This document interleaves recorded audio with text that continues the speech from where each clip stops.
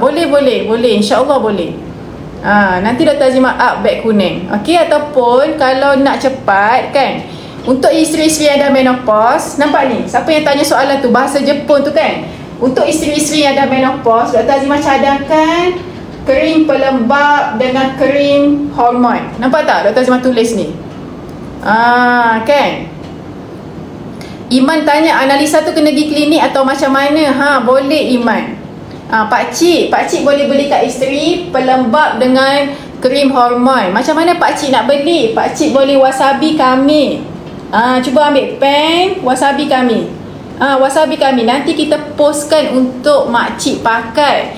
Bila wasabi nanti Dr. Azimah ajar cara nak pakai lagu mana, bila nak pakai. Kalau Sabtu ni pula kita buat kelas ni pakcik untuk bantu isteri-isteri yang tak enjoy hubungan.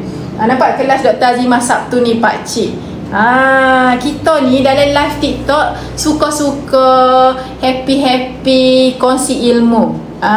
Bukan nak suruh baloh ni.